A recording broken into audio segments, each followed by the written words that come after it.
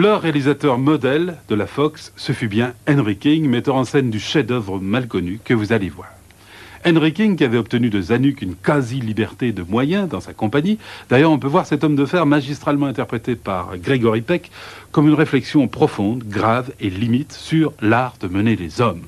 Des hommes, il n'y a que ça dans ce film de guerre. Pas une seule femme en premier plan et pas de femmelette non plus. Ce film ultra rigoureux sur la rigueur d'un chef prouve à chacun de ses cadres qu'ici, la mise en scène participe directement de l'affrontement entre deux conceptions.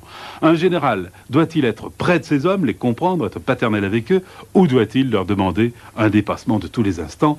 Même les plus anti-militaristes d'entre vous comprendront ce dilemme. Et ceux qui aiment les combats aériens seront ravis, servis par des images authentiques fournies après la guerre. Le film date de 1949, autant par l'US Air Force que par la Luftwaffe.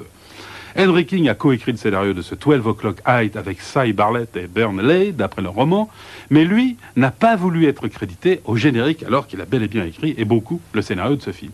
Comme si ce film sur l'entreprise de guerre était une prolongation de ses propres constats et réflexions sur l'entreprise d'un film.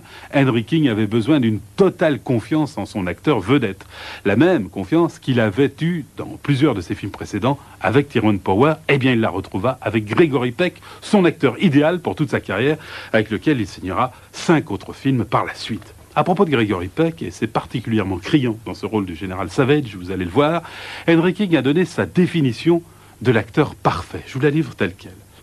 La soi-disant nécessité pour l'acteur de s'enfermer à l'intérieur de son rôle est une idée d'amateur, déclarait Henry King lors d'un interview célèbre de la revue Écran 78.